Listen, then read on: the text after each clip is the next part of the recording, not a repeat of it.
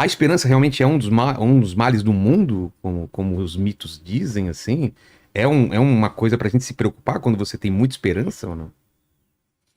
Olha, no contexto específico da Grécia Antiga e da Caixa de Pandora e da história que é associada a ela, que é quando Prometeu dá o fogo, o segredo do fogo para os seres humanos mortais e Zeus entende que eles não podiam ter o segredo do fogo, né? Um pouco parecido com o mito de Adão e Eva, do fruto proibido, né? Muitas religiões e Né? mitologias têm um mito que descreve o porquê que a gente se ferrou. E sempre Né? é a busca da sabedoria, de saber mais do que deveria.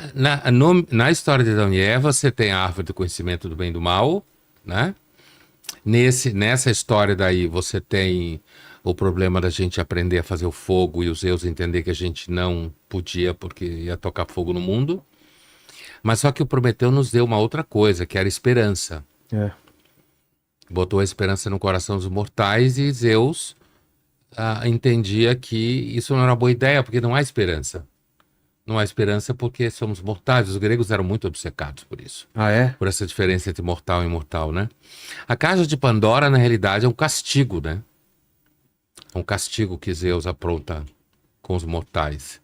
E nesse contexto, a esperança pode ser é um mal, porque justamente não há esperança. Então, quando você tem esperança, você é um iludido.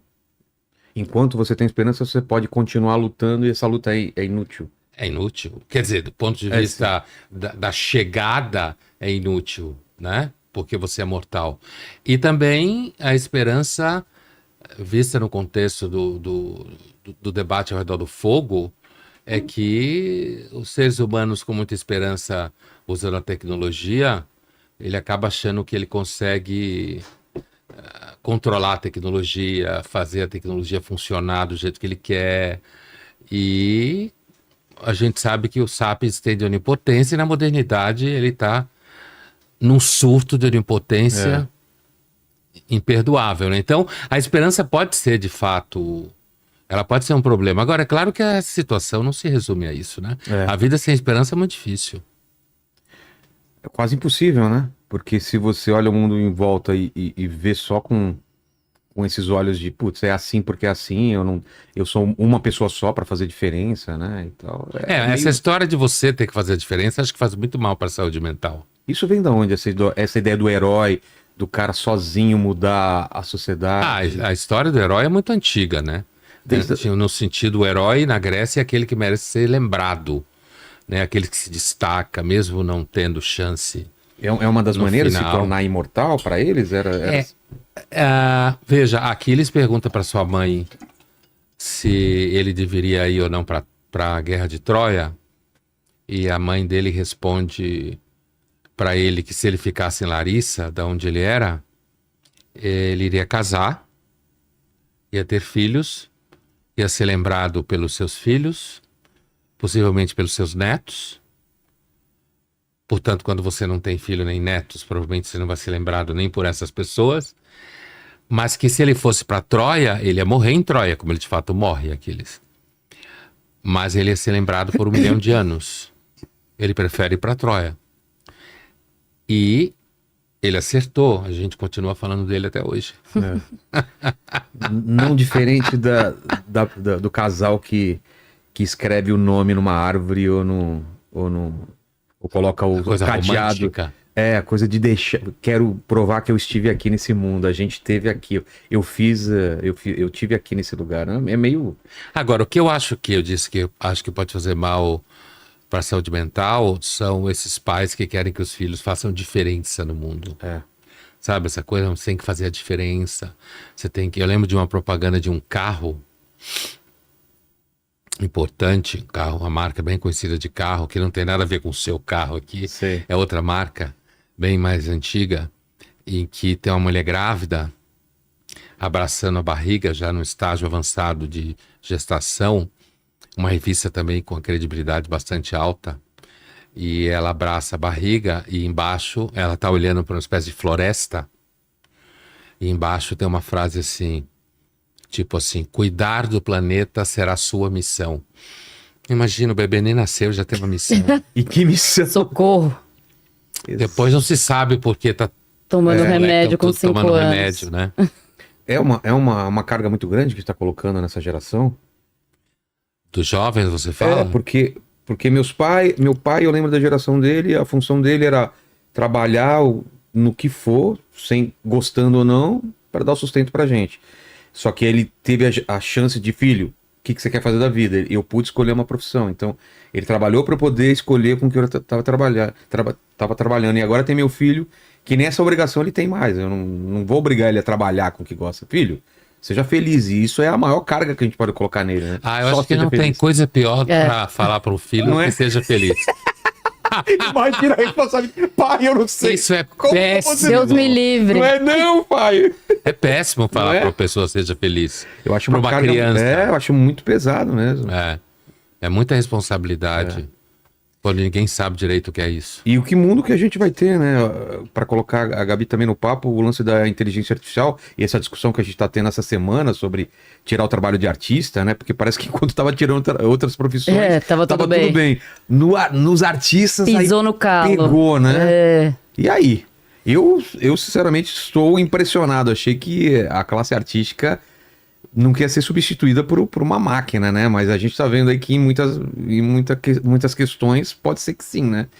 Novos filmes, animação, dublagem e muitas coisas, né? Essa é uma ideia bem romântica, né? Achar que a criatividade É o humana que nos torna diferentes. é o que nos torna humanos e que isso é o valor supremo quando você falava até da felicidade, de ser a melhor versão, tudo isso, né? Tá num pacotão aí de produção de sofrimento psíquico contemporâneo e tem uma raiz romântica que nasce num contexto específico, diferente do nosso, mas que é apropriado no contemporâneo, torna-se um valor estético quase, né? Então a autorrealização, a ideia de ser feliz, de ser a melhor versão de si mesmo, da criatividade, de fazer a diferença.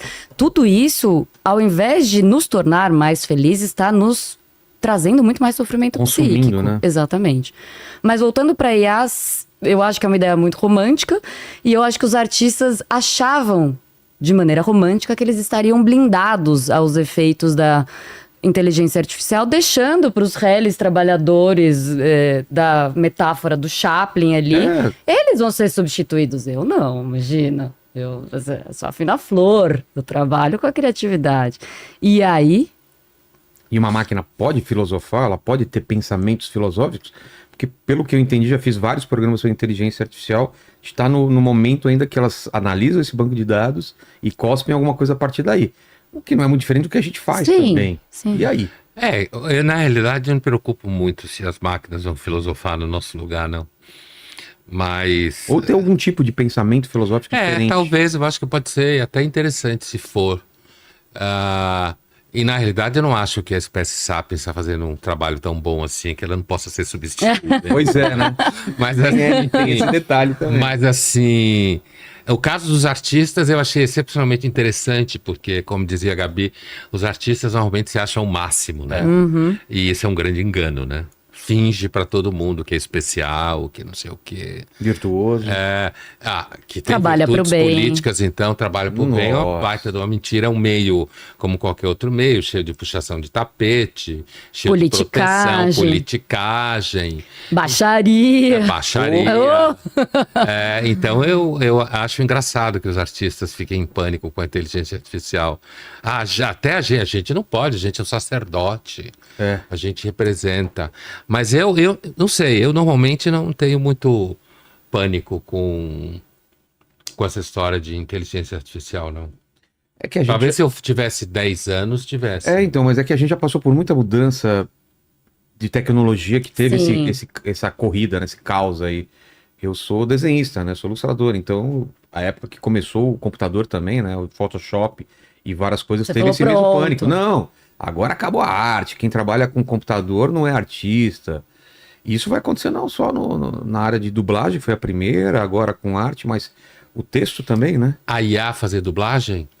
Já tá Eu rolando. acho que talvez seja até bom, porque a dublagem, tem umas dublagens que são horríveis, né? Já aconteceu agora na É. Prime, o pessoal metendo pau, né? Que tem uma dublagem toda feita por IA. Mas você imagina, pro estúdio, vai ter a voz do Tom Cruise falando português, entendeu? A própria voz do cara. E ele vai pagar um royalty ali. Um royaltyzinho. Noezinho, né? Quem vai pagar? Quem vai usar a voz dele em português? A É. produtora. E ele vai ganhar com isso. Sem dúvida. Que é mais Tá barato, justo. é mais barato do que contratar em cada Ele, país. não, ou ele pra fazer a hora humana dele. E vários artistas já colocando, tipo, não usar a minha imagem Sim. para deepfake ou usar a minha imagem para filmes futuros sem mim.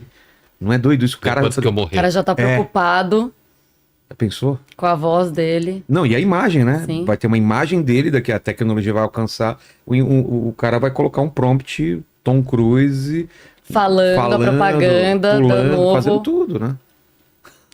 Essa coisa de finalmente você se manter vivos para Clone, sempre, né? né? É. Você vê que Zeus não estava tão errado, né? Exato.